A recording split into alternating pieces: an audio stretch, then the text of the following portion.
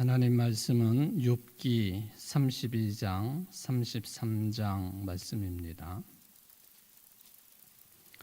욥기 32장 1절부터 33장 33절까지 말씀 교독합니다. 욥이 자신을 의인으로 여김으로 그 세 사람이 말을 그치니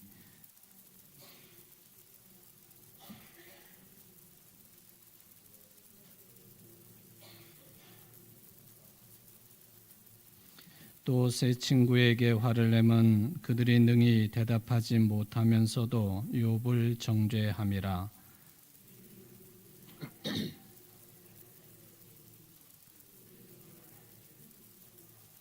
세 사람의 입에 대답이 없음을 보고 화를 내니라.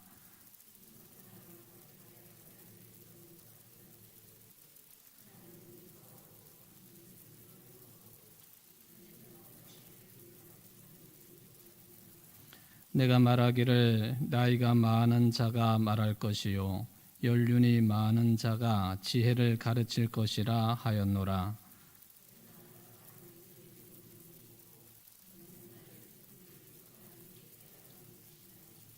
어른이라고 지혜롭거나 노인이라고 정의를 깨닫는 것이 아니니라.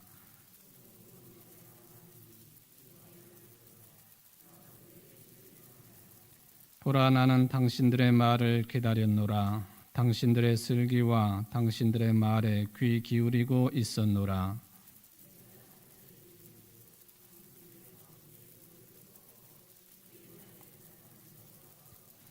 당신들이 말하기를 우리가 진상을 파악했으나 그를 추궁할 자는 하나님이시요 사람이 아니라 하지 말지니라.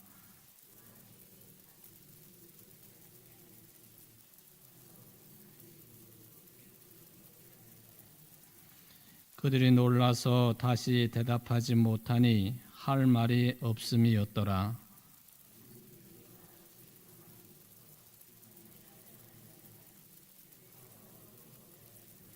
나는 내 본분대로 대답하고 나도 내 의견을 보이리라.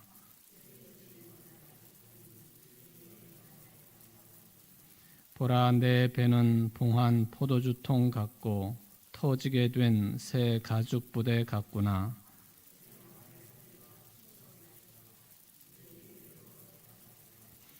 나는 결코 사람의 낯을 보지 아니하며 사람에게 영광을 돌리지 아니하리니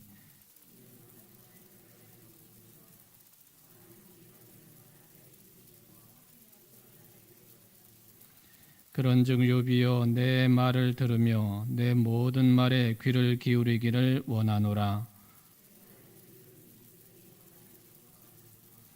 내 마음의 정직함이 곧 내 말이며 내 입술이 아는 바가 진실을 말하느니라.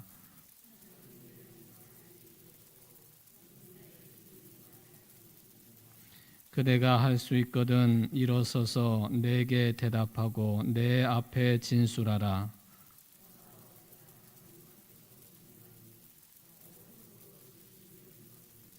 내 위엄으로는 그대를 두렵게 하지 못하고 내 손으로는 그대를 누르지 못하느니라.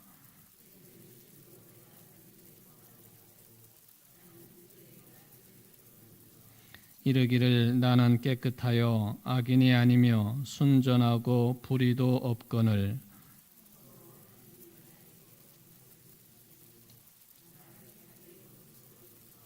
내 발을 착고에 채우시고 나의 모든 길을 감시하신다 하였느니라.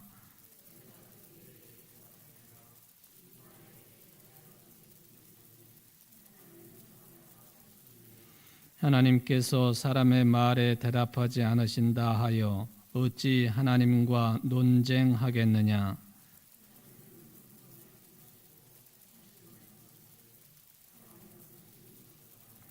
사람이 침상에서 졸며 깊이 잠들 때에나 꿈에나 밤에 환상을 볼 때에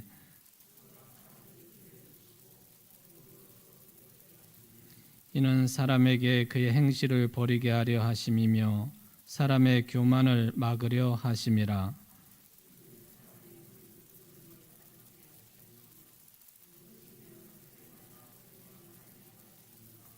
혹은 사람이 병상의 고통과 뼈가 늘 수심의 징계를 받나니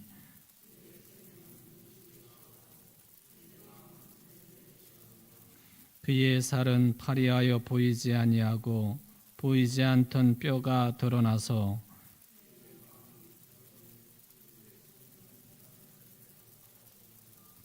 만일 일천 천사 가운데 하나가 그 사람의 중보자로 함께 있어서 그의 정당함을 보일진대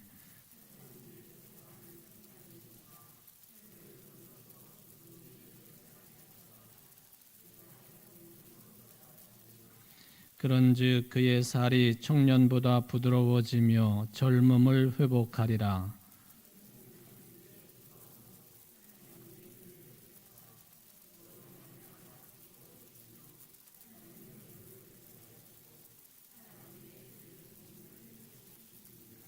그가 사람 앞에서 노래하여 이르기를 내가 범죄하여 옳은 것을 그르쳤으나 내게 무익하였구나.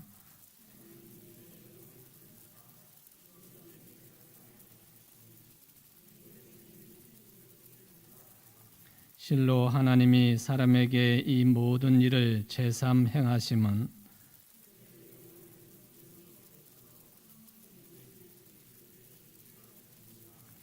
욥이여 내 말을 귀담아 들으라 잠잠하라 내가 말하리라.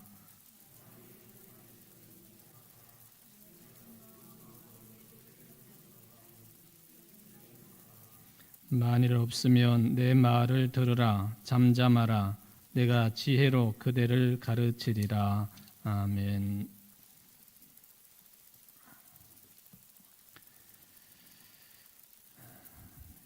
석주 전에 이 32장, 33장 내용을 가지고 첫 번째 시간을 진행을 했습니다. 이제 욥에게 또 다른 한 사람이 등장을 했는데 그 사람의 이름은 엘리후였습니다. 엘리후의 특징이 뭘까? 이제 지금까지 욥의 세 친구들이 나와서 반복적으로 욥에게 했던 말들을 기억을 하면서 또 이제 이것을 좀 더 깊이 접근을 하면서 엘리후는 어떤 특징을 가진 또 그래서 어떤 내용의 말을 이제 한 사람일까 하는 것을 생각을 해 볼 수가 있겠습니다. 엘리후의 입장은 이제 석주전의 마지막 부분에 이 말씀을 드렸는데 우리들에게 매우 익숙한 그런 내용입니다. 뭐냐 하면은 우리 인간들에게 고난과 고통 이런 것들이 왜 주어지겠는가 하는 것에 대한 엘리후의 입장이 바로 그것이 되겠습니다. 고난이 왜 있느냐? 하나님께서 만약에 불어라도 사람들에게 또 당신의 자녀들에게 고난과 환난과 고통을 주신다라고 할 때 그것은 일정한 목적이 있는 것이니 하나님께서 그 사람의 신앙을 더 높은 차원으로 이끌어 가시기 위한 하나의 교육적인 차원에서 말하자면 신앙 교육적인 차원에서 고난을 겪게 하신다. 환난을 겪게 하신다 하는 그런 입장이 엘리후의 입장입니다. 여러분들 이게 이제 엘리후의 입장이라고 제가 말씀을 드리는데 저도 그렇고 여러분들에게도 이런 해석은 매우 익숙하지 않습니까? 고난을 이겨낼 수 있는 하나의 밝은 빛이 되는 그런 가르침이기도 했지요. 고난은 하나님께서 내 신앙을 더 높은 차원으로 이끌어 가시기 위한 신앙 교육적인 차원에서 주어지는 것이다 하는 그런 해석이라고 하는 것이죠. 우리가 이제 23장 10절 말씀 논란이 있었던 그런 내용인데 그러나 내가 가는 길을 그가 아시나니 그가 나를 단련하신 후에는 내가 순금같이 되어 나오리라. 이것도 이제 엘리후의 입장과 비교될 만한 다른 표현이지만은 의미상으로 보면은 비슷하게 이제 받아들일 수 있는 그런 내용입니다. 나를 단련하신 후에는, 이 단련이라고 하는 표현도 고난과 환난 그 개념으로 볼 수가 있지 않겠습니까? 고난과 환난을 잘 통과하게 되면 그것은 순금같이 되어서 나오는 것이다 하는 그런 말씀이, 이제 우리가 환난과 고난과 고통을 통해서 더 높은 차원의 신앙을 가질 수 있도록 이끄시는 하나님의 섭리다라고 하는 말씀과 같이 놓을 수 있는 그런 내용이 되겠습니다. 이게 바로 23장 10절 말씀은 욥이 한 말 같지만 이것은 엘리후의 입장이다라고 말씀을 드릴 수 있겠습니다. 그런데 이제 욥의 대답 가운데 이런 내용이 들어있기 때문에 우리에게는 조금 당혹스럽기도 하고, 이게 하나님의 말씀이 한 사람이 이야기하는 내용이 또 반대쪽에서 반론을 펴고 있는 사람의 논리와 같은 논리를 펴고 있다라고 할 때는 그것은 매우 혼란스러운 것이거든요. 23장 10절 말씀 같은 경우는 엘리후의 입장으로 정리를 하는 것이 바른 판단이 되겠다 하는 생각을 해봅니다. 하나님께서 내게 아무리 시험을 주신다 할지라도, 또 내가 아무리 강력한 시험을 받는다 할지라도 나는 순금처럼 의롭다, 깨끗하다, 또는 정결하다, 뭐 다른 그 이물질이 섞이지 아니하는 순수함을 나는 가지고 있다 하는 그런 개념이 되겠습니다. 자, 뭐 어쨌든 엘리후에 관한 내용을 이제 32장부터 해가지고 37장까지 좀 긴 내용이 되겠는데요. 이게 이제 여러 차례 좀 살펴봐야 될 그런 내용인 것 같습니다. 지난 시간에 이 부분이 네 등분으로 나누어질 수 있다라고 하는 안내를 해드렸습니다. 오늘 이제 지난번에 이어서 오늘 두 번째 읽은 32장, 33장 말씀을 보면은 좀 전에 말씀을 드린 것처럼 고난은 하나님의 교육적인 차원의 인도하심이다 하는 그런 내용이 주를 이루고 있습니다. 그리고 34장을 넘어가 보면은 이 고난은 하나님의 신앙 교육의 목표가 달성이 될 때까지 계속되는 것이다. 좀 빨리 끝났으면 좋겠는데 그러지 않은 경우가 있지 않겠습니까?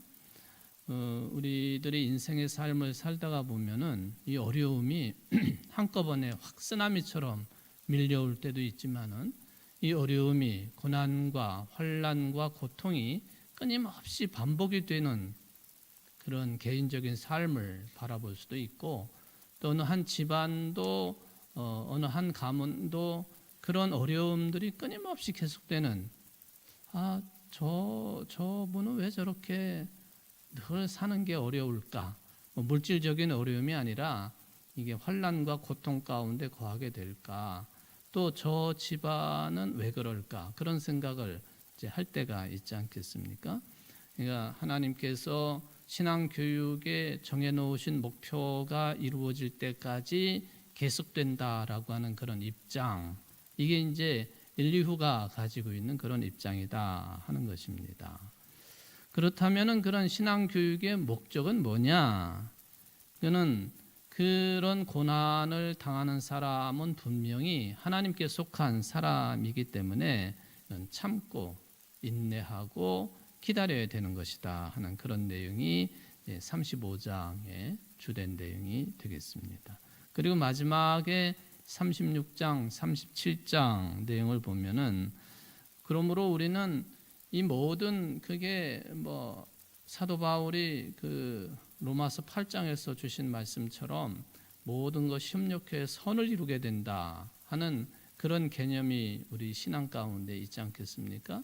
그게 이제 고난이라 할지라도 환난이라 하고 할지라도 하나님께서 나를 더 높은 단계로 이끌어 가시기 위한 목적이 있으신 것이고, 또 그런 목적을 우리가 깨닫게 되면은 힘들고 어렵지만은 이제 그런 그 지향점을 바라보면서 인내하게 되는 것이고, 그래서 결국에는 우리가 하나님 앞에 무릎을 꿇게 될 수밖에 없다. 그래서 오로지 하나님께만 우리는 경배와 찬양을 드리는 것이 마땅한 우리 인생의 본분이다. 그게 이제 36장, 37장의 내용이 되겠습니다. 우리가 이제 교리 문답을 할 때에 그 웨스트민스터 교리 가운데 보면은 제일 첫 번째 사람의 목적이 뭐냐, 사람이 왜 사느냐 하는 그런 질문을 던지고 있지 않습니까? 그것은 하나님께 영광을 돌려드리기 위하여. 이 고난의 문제도 이 엘리후의 입장을 보면은 그 엘리후하고 그런 신조가 탄생한 것은 오랜 세월의 간격이 있지만, 그럼에도 불구하고 서로 견주어 보기에 부족함이 없는 그런 주장을 엘리후가 했다라고. 그래서 이렇게 이제 오늘 32장, 33장, 그리고 34장, 35장, 그리고 36장, 37장 이렇게 묶어 보면은 엘리후의 주장들은 네 묶음으로 분리가 된다라고 볼 수가 있겠습니다. 자, 여러분들이 이제 제가 처음부터 드리는 말씀이지만은 이런 엘리후의 주장은 엘리후가 이런 주장을 했다라고 말하지 않아도 여러분들에게는 매우 익숙한 그런 내용들이죠. 그리고 실제적으로 그렇게 해서 우리 인생들이, 특히 그리스도인들이, 하나님을 믿는 사람들이 당하게 되는 고난과 역경, 이 부분에 대해서 나름대로 굉장히 높은 차원의 해석을 내려주고 있는 것이기 때문에 그저 쉽게 표현하면 매우 은혜로운 그런 정리들이다라고 말씀을 드릴 수가 있겠습니다.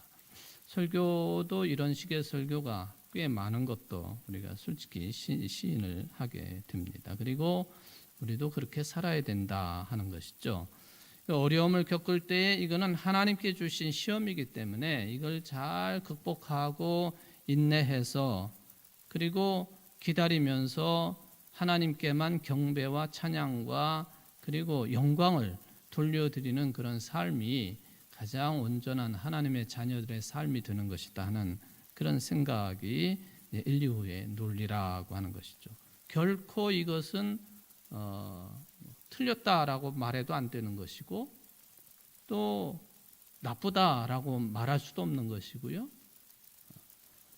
조금 더 정확한 그 엘리후의 입장에 대한 평가를 한다고 한다면 뭔가 좀 2%가 부족한 듯한, 뭔가 좀 이렇게 완전하지 못한 듯한 그런 느낌을, 뭐 저야 목사니까 또 이런 공부를 하고 또 성경 공부를 위해서 여러 자료들을 살펴보면서 그런 것이지 하고 이제 정리가 되는데, 여러분들에게는 그런 느낌이 든다고 하는 것이 사실은 엘리후의 주장을 들어보면은 쉽지는 않습니다. 그런데 이런 엘리후의 주장마저도 결론으로 가보면은 엘리후의 주장도 뭔가 좀 부족한 내용이다라고 판단을 내려볼 수가 있겠습니다. 문제는 이제 먼저 그 욥과 신학적인 논쟁을 벌였던 세 친구들과의 논쟁 과정에서도 수없이 반복을 했던 내용이지만, 엘리후의 이러한 주장 또는 교훈들이 뭔가 좀 2% 정도 부족하다, 꼭 2%는 아니지만 뭔가 좀 온전치 못하지 않느냐라고 결론을 맺는 것 중에 하나는 뭐냐 하면은, 모든 사람들에게 똑같은 이런 논리와 잣대를 가지고 평가할 수는 없다는 것이죠. 그게 계속해서 나타나고 있는 지적되어야 될 문제입니다. 여러분, 성경의 해석 그리고 하나님의 말씀의 해석, 이것을 저랑 여러분들 각자와 다 똑같이 적용을 할 부분도 있겠지만은, 이 욥과 같은 경우를 생각해 보면은 누구에게나 다 똑같이 적용될 수는 없다. 그거를 이제 욥기서를 읽으면서 우리가 발견을 해낼 수 있다면 참 다행스러운 일이다. 그런 고난에 대한 해석이 일률적으로 적용되어서 모든 재앙의 문제가 깨끗하게 해결될 수 없다는 거예요. 그게 이제 하나의 문제점이고, 아직까지도 엘리후가 매우 신앙 깊은 표현을 사용을 하고 또 주의 주장을 하고 있지만, 여전히 엘리후의 주장도 그런 비슷한 문제점을 안고 있다라는 것을 확인을 할 수가 있겠습니다. 자, 그렇다면 이제 우리들이 가지고 있는 선입견 또는 그동안 수십 년 신앙생활을 하면서 아주 구체적으로 보면은 환난을 당할 때에 이걸 통해서 하나님은 나를 단련시키시는 것이고 교육을 시키는 것이고 그래서 정금처럼 되게 하시는 것이고 더 높은 수준의 신앙에 도달케 하시는 것이고 하나님의 온전하심에 더 가까이 갈 수 있도록 하시는 과정이다. 이거 얼마나 귀한 해석입니까? 그런데 이것마저도 뭔가 좀 부족하다라고 할 때에 우리는 그 근본적인 질문을 다시 던질 수밖에 없습니다. 도대체 우리가 하나님을 믿는다고 하는 것이 어떤 차원의 내용이 되어야 되는 것이고 또 구체적으로 삶으로는 어떻게 드러나야 되는 것이냐. 또 신앙적인 질문 앞에서 그것에 대한 온전한 해석을 어디에서 그럼 우리가 찾을 수 있겠느냐 하는 이런 질문을 엘리후의 이야기를 들으면서 앞에 세 친구들보다는 더 좀 심각하게 물을 수밖에 없는 내용들이다. 그런 것이죠. 그래서 지난 시간에 이제 그 끄트머리에 이게 흐지부지하고 넘어갔습니다만은 이걸 이제 조금 여러분들이 요 표현들에 대해서는 좀 주의 깊게 받아들이면 좋겠습니다. 뭐냐 하면 우리의 부족함과 연약함이 있는 것이고 그 우리의 부족함과 연약함이라고 하는 것은 온전하신 하나님의 말씀인 성경에 대한 해석, 이게 정답이 있을 수도 있지만 모든 내용들 주의주장이 다 정답일 수는 없다는 거예요. 하나님의 말씀이 틀렸다 이게 아니고 그 하나님의 말씀을 접근해 가는 방식이 다르고 또 해석을 내린다 할지라도 그 해석이 완벽할 수는 없다. 뭐 그 정도는 여러분들이 받아들이실 수 있다고 저는 생각을 해 봅니다. 그렇다면은 성경에 등장하고 있는 뭐 욥도 그렇고 엘리후도 그렇고 또 이전에 세 친구들 그 외에도 아브라함부터 뭐 족장들, 선지자들, 왕들 또 신약으로 넘어와 보면은 뭐 제자들 또 그게 사도들이 되니 사도들 그리고 초대교회 모든 성도들 뭐 등등등 현재 이르기까지 우리들까지 포함을 한다면 성경의 말씀은 그 가장 옳은 길을 찾아가는 사람들에게 있어서 그 신앙인들의 신앙 고백으로서 우리가 받아들일 수 있다고 한다면 저들의 노력을 우리가 찾아낼 수 있는 것이고 또 저들의 인내를 만날 수가 있는 것이고 또 저들이 어떤 환경 속에서도 늘 기뻐하고 범사에 감사하는 그런 신앙인의 성숙한 모습들을 발견을 해낼 수가 있다 하는 것이죠. 여러분 우리가 신앙 고백을 해가지고 하나님을 더 온전하게 알아가는 과정 속에 있지만은 이거는 분명해요. 우리가 내리고 있는 신앙 고백이 그리고 오래전부터 우리에게 전해지고 있는 그게 명문화된 신앙 고백이 되었던 또는 뭐 구술로 즉 말에서 말로 전해져 내려오는 그런 신앙 고백이 되었든 간에 그 신앙 고백 자체가 그 완벽이라고 하는 단어를 사용하겠습니다. 완벽할 수는 없다는 것입니다.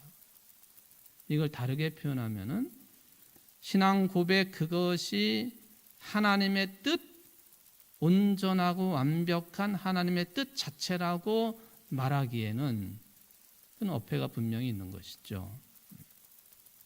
그러니까 신앙 고백 그것이 그 자체가 정답 그 자체는 아니다. 그죠? 정답을 가리키고 있는 손가락 정도의 역할. 그러니까 여러분들 초대교회 시절부터만 따져본다고 한다면 예를 들면은 예수님이 누구시냐 하는 이 문제, 이게 이제 신앙 고백으로 드러나야 되지 않겠습니까? 명문화되어야 되고 그래서 그걸 계속 전해야 되는 것이고, 그런데 예수님이 누구시고 어떤 분이시냐라고 하는 이 문제에 있어서 얼마나 많은 주의 주장이 있었어요. 고백이 있었고, 이 문제 때문에 수많은 교파가 갈라지게 되고 또 이단들이 탄생하게 되고, 그리고 심지어는 뭐 전쟁까지 하기도 하고 그러지 않습니까? 아직도 우리는 도상 중에 있다는 거예요. 길 위에 있는 존재들이에요. 예수님에 대한 신앙 고백을 내가 내리고 또 하고는 있지만은 그게 하나님이 보시기에 정답이냐 할 때에는 그거 멈칫할 수밖에 없다는 것이죠. 그런 차원의 이야기가 되겠습니다. 조금 애매한 그런 내용이고 굉장히 복잡한 내용이 되겠습니다만은, 그래서 신앙 고백의 문제라고 하는 것은 그게 처음부터 아주 완벽한 것이 딱 던져진 것처럼 주어져 가지고 거기에 더해서도 안 되고 덜어내서도 안 되고 하는 그런 내용이라고 한다면 아무런 문제가 없지만은, 그런 게 아니니까 시간이 흐르면서 계속 변화를 일으키는. 그래도 우리에게는 그 중에서도 신앙 고백 중에서도 변함없이 오랜 세월을 토시 하나 변하지 아니하고 유지를 해오고 있는 신앙 고백을 꼽으라 그러면 사도신경입니다. 그렇죠? 여러분들 교회 다니면 사도신경 외에 어떤 다른 신앙 고백을 정확하게 명문화된 것을 외우거나 고백하는 게 있습니까? 없잖아요. 사도신경은 그래도 우리 이제 개혁교회 신앙인들에게 있어서는 매우 중요한 신앙 고백이지요. 오래된 거예요. 니케아 신조와 비교를 할 수가 있겠는데, 니케아 신조라고 하는 것은 초대교회 시절에 탄생한 것 아닙니까? 그것을 근거로 한 사도신경이라고 볼 때에 아주 오래된 역사를 가지고 있음에도 불구하고 이게 이제 뭐 토시를 바꾸거나 또 표현을 바꾸거나 하면 난리가 나는 거죠.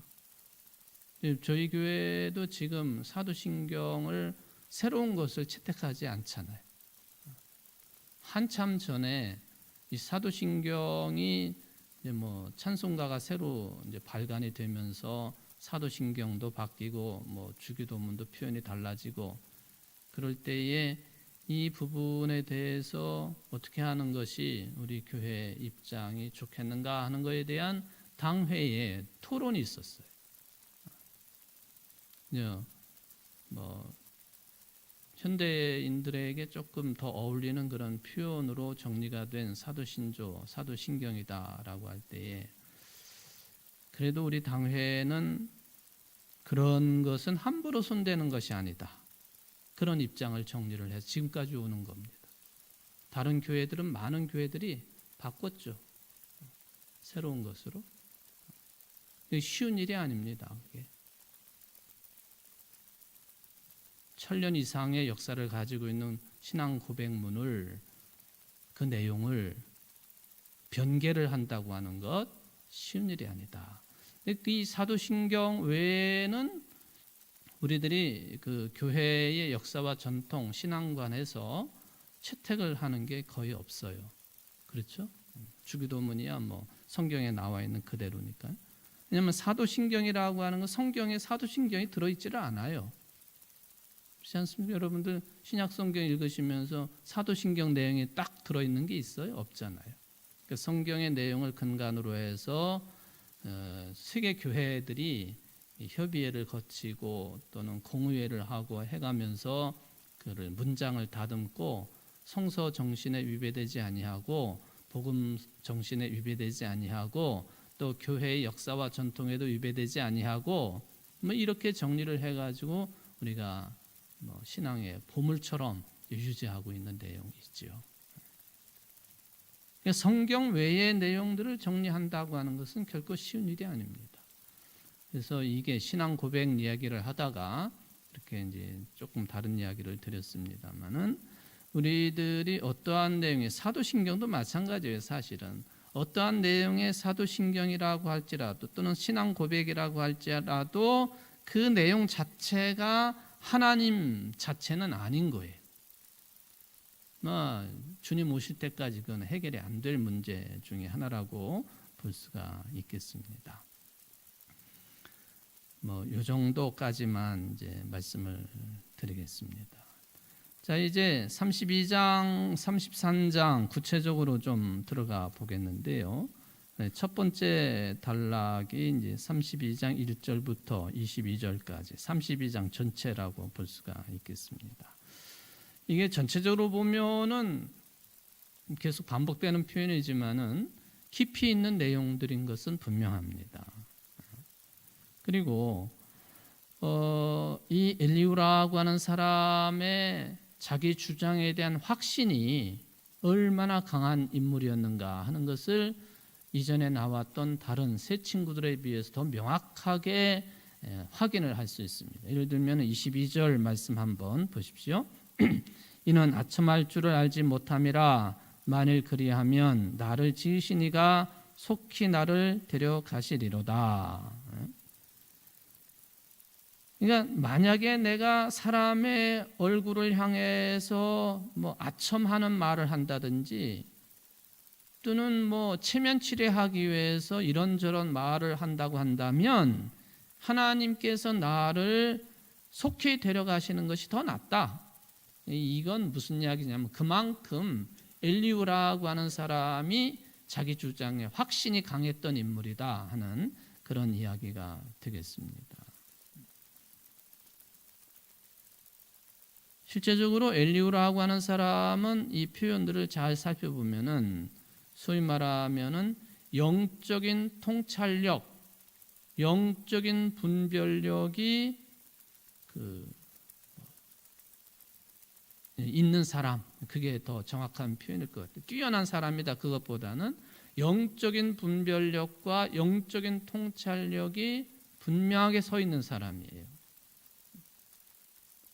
여러 표현들을 통해서 우리가 확인을 해볼 수 있는 것이죠. 그리고 자기 자신도 이런 21절이나 22절 표현도 마찬가지지만은 이런 그 영적인 분별력에 대한 진정성, 이거를 스스로도 잘 확보하고 있는 인물이라고 말씀을 드릴 수가 있겠습니다. 내가 말하고 싶은 게 있어가지고 배가 터질 지경이다, 그런 표현들을 하지요.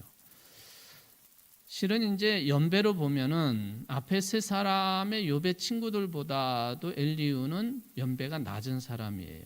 나이가 적은 사람이라는 거예요. 오늘 표현에서도 그런 게 나와 있지 않습니까?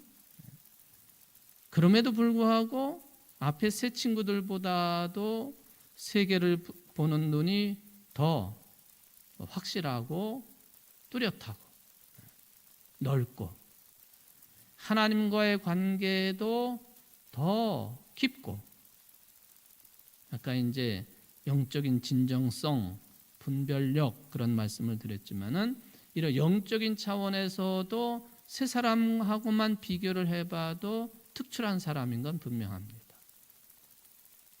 그러니까 세 사람과 이 엘리후를 비교해 볼 때 그렇다는 거예요.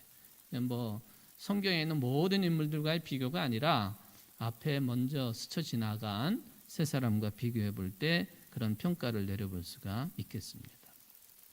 일단 엘리후라고 하는 사람의 이름을 한번 생각해 보죠. 엘리후 그러면은 여러분들 구약 성경의 선지자 중에 어떤 분이 금방 떠오를 수 있나요? 엘리야, 그죠? 엘리야는 변화산, 다볼산. 이번에 타보르라고 하는 곳을 가보셨잖아요. 타보르. 영어식 표현이죠. 다볼산에서 예수님이 변화되셨는데 거기에 모세와 엘리야가 예수님과 대화를 나누잖아요. 모세는 정치적인 지도자이고 엘리야는 선지자 중에 선지자의 대표적인 인물이에요. 근데 엘리야, 물론 엘리야의 후학으로 엘리사도 이야기해 볼 수 있지만 이게 엘리후는 엘리야와 이제 비교를 해볼 수 있는 그 이름만 가지고 비교를 해볼 수 있다라는 그런 생각을 해봅니다. 근데 이제 우리가 좀 더 폭넓게 생각을 해보면요, 이 엘리후라고 할 때 앞에 붙어 있는 L자, 영어 표기로 해보면 EL을 붙이는 거죠. 이게 L. 이거는 성경에서만 그러지 아니하고요. 메소포타미아 문명, 말하자면 이스라엘을 둘러싸고 있는 고대 근동 지방에서 신의 이름을 부를 때에 흔하게 찾아낼 수 있는 그런 호칭이에요. 엘. 예. 구약 성경에 엘자가 붙으면 다 하나님을 가리키는 것 아닙니까? 그러니까 엘리후라고 하는 이름에도 하나님이 들어가요. 엘리야도 마찬가지고 엘리사도 마찬가지고. 성경의 이름 가운데 엘자가 붙어 있으면 또는 뭐 지명 가운데도 엘자가 붙어 있으면 그건 하나님과 관련된 지명이든 이름이든 그렇게 된다 하는 그런 이야기가 되겠습니다. 엘리후, 그는 나의 하나님이시다, 그런 뜻이에요.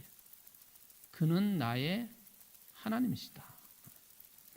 여러분들 그 출애굽기 16장에 보면은 이스라엘 백성들이 먹을 것 때문에 걱정을 하지만 하나님께서 매일 아침마다 이게 지면에 뭘 허락을 하시죠?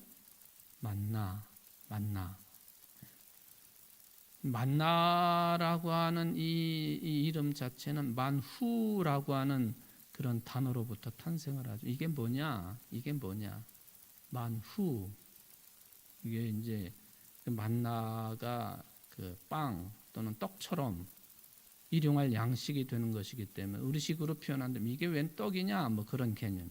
만후. 거기서 만나라고 하는 단어가 나오죠. 근데 후라고 하는 그런 그 히브리어가 붙어 있지 않습니까? 여기 엘리후, 그는 나의 하나님이시다. 이게 그는 누구냐? 그가 누구냐? 그가 뭐냐? 이게 뭐냐? 그는 나의 하나님이십니다. 이게 엘리후라고 하는 이름이 가지고 있는 뜻이에요.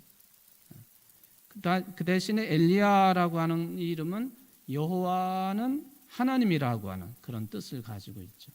이름이 비슷하지만은 그 뜻도 비슷하게 이제 가고 있다 하는 것을 확인을 해볼 수가 있겠습니다. 어쨌든 이런 이름의 뜻을 가지고 있는 엘리후가 지금 양측을 다 비판을 합니다. 앞에 있었던 세 친구들도 비판을 하고 욥도 비판을 해요. 여러분들 32장 첫 부분에 이제 그렇게 나와 있죠. 2절에 보면은 엘리후가 화를 내니 그가 욥에게 화를 내면 욥이 하나님보다 자기가 의롭다 함이요. 3절에 보면 또 세 친구에게 화를 내면 그들이 능히 대답하지 못하면서도 욥을 정죄함이라. 엘리후는 양쪽을 다 치는 거예요. 지금 양쪽을 다 비판을 했다. 욥도 비판하고 그동안에 나타났던 세 친구들도 비판하고 있다. 비판의 핵심이 뭐냐 하는 것을 좀 생각을 해볼 수가 있는 것이죠. 물론 엘리후가 욥을 무조건적으로 대간시하는 것은 아닙니다. 엘리후가 볼 때에도 욥이라고 하는 인물이 괜찮은 구석이 있어요. 그런데 엘리후가 욥을 비판하는 것 중에 하나는 누구도 하지 않는 짓거리를 했단 말이에요. 그게 이제 2절에 나와 있는 거예요. 욥이 하나님보다 자기의 의롭다함을 주장을 했다. 이건 누구도 할 수 있는 게 아니에요. 그러니까 엘리후가 볼 때 욥을 비판하는 핵심적인 내용은 이게 말하자면은 그 진도를 뺐어도 너무 빠르게 뺐다 하는 거예요. 시대 상황도 어울리지도 않고 당시 신앙관으로 볼 때에도 이런 일은 있을 수 없는 것인데 뭐 그 이전 단계 또는 그 전전 단계 뭐 그 정도라고 한다면 엘리후가 욥에게 화를 내지는 않았을 것이라고 보여지는데요. 하나님보다도 본인 자신이 더 의롭다고 하는 주장, 이것은 엘리후가 볼 때에 욥을 쳐내려야만 되는 그런 내용이 되고 말았다 하는 이야기입니다. 왜 억울한 일을 행하십니까? 하나님을 받아들이지 못하겠고 이해하지 못하겠다고 하는 그런 주장을 욥이 토로한 것 아닙니까? 제3자가 볼 때에는 이 하찮은 한 인간인 욥이 하나님의 의로움과 이거를 비교를 한다든지 그것도 넘어서 가지고 자기는 언제나 의롭다고 옳다고 주장하는 것, 이건 참 특이한 일이죠. 이게 지금 뭐 욥기니까 이 정도 이렇게 다루고 있지만은 다른 선지자들하고 관계로 본다면은 이거는 돌에 맞아 죽어 마땅할 그런 하나님을 모독하는 그런 내용들 아니에요? 어떻게 하나님보다 자기가 의롭다고 주장할 수 있습니까? 여기 하나님과 비교해서라기보다도 자기는 늘 옳다고 주장을 했거든요. 틀린 짓을 한 적이 없다. 그거는 그 얘기이기 때문에 그렇게 이야기를 할 수가 있겠습니다. 그거를 이제 엘리후가 비판을 합니다. 새 친구들의 비판의 내용은 뭐냐? 이게 욥이 잘못했다 하는 것을 확인을 했음에도 불구하고 욥을 제대로 설득시키지 못했다. 일종의 무책임을 엘리후가 지적을 하고 비판을 하고 있다 이야기입니다. 뭐 계속해서 그 엘리후의 이야기를 생각을 하겠지만은 굉장히 옳은 이야기를 많이 하고 있는 것이 사실입니다. 이제 이게 32장은 엘리후의 본격적인 비판은 아닙니다. 32장은 서론격으로 그 세 친구들과 욥과의 대화의 내용을 엘리후가 다 들은 것처럼 기록이 되어 있단 말이죠. 다 알고 있어요. 그러면서도 자기 나이가 있기 때문에 잠잠했던 거죠. 그리고 입을 닫고 있었던 거죠. 이거는 분명히 어떤 그 동양권의 윤리의식이 여기 발동이 된 거라고 보여집니다. 감히 연장자가 말씀을 하시는데 연하자가 툭 튀어나와 가지고 뭐 자기 주장을 하거나 또는 연장자들의 이야기가 뭐 어긋났다고 틀렸다고 그 주장할 수 있습니까? 안 되는 거잖아요. 이게 동양권의 어떤 그 사상 또는 생활 습관 또 뭐 상하 관계 이런 것들을 이제 찾아보게 되는 그런 내용이에요. 그러나 결국에는 엘리후가 나선 거죠. 엘리후가 나선 거예요. 그러면서 이 연장자들에 대한 일종의 평이라고 볼 수가 있겠는데 조금 그 뭐라 그럴까요? 좀 건방지다고 할까요? 아주 처음에는 입 다물고 가만히 있더니만 자기 주장을 하면서 나이 많은 사람들을 폄훼하는 듯한 그런 표현을 이제 하고 있지 않습니까? 여러분 그 9절 말씀 한번 보실까요? 어른이라고 지혜롭거나 노인이라고 정의를 깨닫는 것이 아니니라. 어른이라고 지혜롭거나 노인이라고 정의를 깨닫는 것이 아니다. 그러면서 이제 자기가 왜 나설 수밖에 없었느냐 하는 그런 근거를 이렇게 나의 문제를 거론하면서 이야기를 강하게 해주고 있다 하는 것을 볼 수 있습니다. 이제부터는 나도 분명하게 내가 할 말을 하겠습니다. 그런 태도가 되겠습니다. 실은 이제 이게 이런 그 모습이 우리나라도 유교권 문화에 젖어 있는 그런 나라이기 때문에 사람들이 발표를 잘 안 해요. 사실은 자기 주장을 잘 펴지를 않아요. 특히나 우리 충청도 분들은 더더군다나 자기 주장 잘 안 하죠. 뭐 옛날부터 삼국시대 때부터 이게 전쟁터와 같은 그런 지리적인 상황 때문에 그랬다 하는 그런 해석도 많이 듣는 이야기. 그것도 일정 부분 일리가 있기는 합니다. 말 한번 잘못했다가는 이게 고구려 사람하고 상대하는 건지 또는 신라 사람하고 상대를 하는 건지 백제 사람하고 상대를 하는 건지 이게 계속해서 이 지역은 세 나라가 점령했다가 빼앗기고 또 이 나라가 점령했다가 빼앗기고 그러니까 입을 딱 다물고 있는 거예요. 말 잘못했다가는 모가지가 나가는 거기 때문에 말을 잘 안 하는 거예요. 글씨유 그러면은 이제 그걸로 끝나는 거예요. 글씨유. 이 글씨유가 그게 무슨 의미인지 긍정의 의미인지 또는 부정의 의미인지 제가 언제 한번 말씀을 드렸잖아요. 어느 교회 당회에 관련된 이야기를 조심스럽게는 하지만은 그 당회는 별칭이 붙어 있어. 아라슈 당회. 장로님들이 아라슈 그렇게 똑같은 표현을 하신대. 그런데 이 아라슈의 톤이 의미가 다 다른 거예요. 아라슈 하고 올리면은 어떤 의미고 그냥 아라슈 하고 쭉 뽑으면은 또 어떤 의미고 아라슈 하고 뚝 떨어뜨리면 또 다른 의미고 다른 지역에서 목회하던 분이 와가지고는 그 당회에 이 적응을 하느라고 오랜 시간을 거의 한 3년을 그렇게 시간을 지냈다고 하는 그런 얘기를 들으면서 한편으로는 우습게도 들리지만은 맞아. 당신은 경기도에서 온 사람이니까 또는 당신은 경상도에서 온 사람이니까 적응을 해야지. 우리 지역의 특성인 걸 그게 이제 성품화된 것이고 그게 행동으로 나타나는 것이고 충청도 사람들이 말은 느리게 하지만 행동은 제일 빠르다고 그러죠.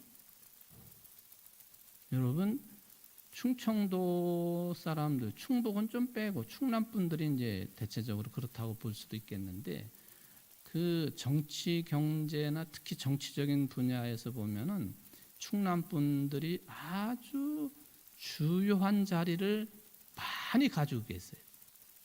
그게 삶의 특징이에요. 최고 지도자는 많이 나오지는 않지만 아주 중요한 그 자리마다 충남 분들은 굉장히 많아요. 우리 김성호 장로님 충남이 고향이신데 제 말이 틀릴 수도 있겠지만은 제가 경험상으로 보면은 그렇다. 우리 교단도 마찬가지. 우리 교단도 보면은 충남 출신 목사님들 중에 아주 중요한 역할들을 소리 없이 감당하시는 분들이 굉장히 많으세요. 이게 아마 지역적인 특성이기도 하고 그게 성품화되고 일하는 스타일로 굳어진 것이고 그런 것이다. 이제 그렇게 생각을 해봅니다. 엘리후가 이제 이런 나이를 가지고 조용히 있다가 자기 때가 되었다 해서 말을 하기 시작을 하는데 자기가 지금까지 왜 조용했느냐 보니까 여기 그 9절처럼 자기 판단은 이렇다 해가지고 이야기를 하면서 내가 왜 나설 수밖에 없었느냐 이런 근거를 주로 32장에서 많이 해주고 있다라고 볼 수가 있겠습니다.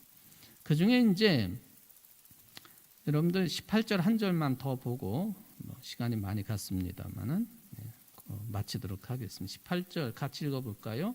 내 속에는 말이 가득하니 내 영이 나를 압박함이니라. 내 속에는 말이 가득하다. 그래서 내 영이 나를 압박하고 있다. 여러분 영이 어떻게 하라고 압박을 하고 있는 거예요 지금? 18절 보면은 영이 엘리후를 압박한다고 그러잖아요. 무엇 하라고 압박을 하고 있어요? 말하라고. 내 속에 말이 많이 들어있어 지금. 그걸 지금 영이 압박을 하고 있다. 이런 그 표현이 되겠습니다. 영적으로 절박한 상태라고 이제 표현을 할 수가 있겠는데, 땅 끝까지 이르러 복음을 전해야 된다라고 하는 예수님의 마지막 당부를 생각해 보면은 우리 모든 그리스도인들에게는 엘리후의 이 18절과 같은 그런 심정이 늘 충만해야 된다. 그런 생각을 해봅니다. 한 군데 고린도전서 9장 말씀을 한번 펴보겠습니다. 고린도전서 9장 16절 말씀. 이 욥기 32장 18절 말씀하고 고린도전서 9장 16절 말씀 한번 비교해 보십시오. 같이 읽어 봅시다. 내가 복음을 전할지라도 자랑할 것이 없음은 내가 부득불할 일임이라. 만일 복음을 전하지 아니하면 내게 화가 있을 것이로다. 부득불할 일이라. 전하지 않으면 나에게 화가 있을 것이다. 이게 지금 욥기 32장 이 18절 내용의 그 심정은 사도 바울이 복음의 열정을 가지고 있는 것과 충분히 비교가 됩니다. 말을 하라고 자꾸 속에서 이게 충동질, 영적인 압박감이 오는. 사도 바울도 말하지 않으면, 복음을 전하지 않으면, 복음의 말을 하지 아니하면 내게 화가 있을 것이다. 그런 소위 말하면 선한 복음 사역에 대한 압박감이 바울에게도 작동을 했다. 그렇게 볼 수 있겠습니다. 복음이라고 하는 차원에서는 다른 차원이지만은 그 정도로 엘리후가 어떻게 보면은 나이 드신 연장자들이 이야기할 동안에 속이 얼마나 부글부글 끓었겠어요. 다 때가 되면 말할 때가 있는 거죠. 그것도 하나의 또 질서라고 볼 수도 있겠습니다. 우리나라 같은 상황 속에서는 젊은 사람들이 또는 어린아이들이 어르신들 말씀하시는데 이렇게 참견하면 뭐라고 그래요? 버르장머리 없다고 그러잖아요. 버르장머리. 여기 엘리후는 처음부터 그렇게 한 것이 아니기 때문에 버르장머리가 있었어요. 그리고는 때가 돼가지고 해야 할 말을 한 사람이다. 그렇게 보시면 되겠습니다. 이것도 우리가 배울 만한 그런 인간관계 한 태도라고 생각이 되어집니다. 33장 이제 본격적인 비판의 내용인데 다음 시간에 다루도록 하겠습니다. 기도하십시다. 사랑의 하나님 아버지, 욥기를 읽으면서 또한 친구 엘리후가 등장을 했습니다. 엘리후는 기존의 3명의 어떤 욥의 친구들하고는 또 다른 차원입니다. 우리가 매우 익숙하게 접했던 그런 내용들을 주장한 사람이고 또 신앙적인 영적인 깊이도 달랐던 사람입니다. 그럼에도 불구하고 뭔가 부족한 느낌을 가지면서 엘리후의 이야기를 시작을 했습니다. 주님, 엘리후도 점잖은 사람이었고 영적인 깊이가 있었던 사람이라 처음에 등장했던 세 사람들의 이야기를 다 알고 있고 들었음에도 그때 즉시 반응을 보이지 아니하고 때가 되어 신앙적인 이야기 또 자기 자신의 경험담 그리고 영적인 깊이를 가지고 언급한 내용들 앞으로 계속 다루게 되겠습니다. 우리 사회는 질서 있는 사회요. 또 그것이 나이의 문제든 또는 위상의 문제든 질서가 무너지게 되면 그것은 또 어려움을 겪게 됩니다. 엘리후를 통해서 우리가 비판할 것도 있겠지만은 또 이 자를 통해서도 배울 것이 있음을 다시 한번 상기를 하면서 오늘 말씀을 생각해 보았습니다. 우리 교회 공동체가 하나님은 질서의 하나님이시니 또한 교회 공동체 자체도 질서가 잘 지켜지고 서로 존경하고 또 위하고 사랑하고 격려하며 아름다운 신앙 공동체를 이루어갈 수 있도록 은혜를 베풀어 주옵소서. 예수님의 이름으로 기도하옵나이다. 아멘.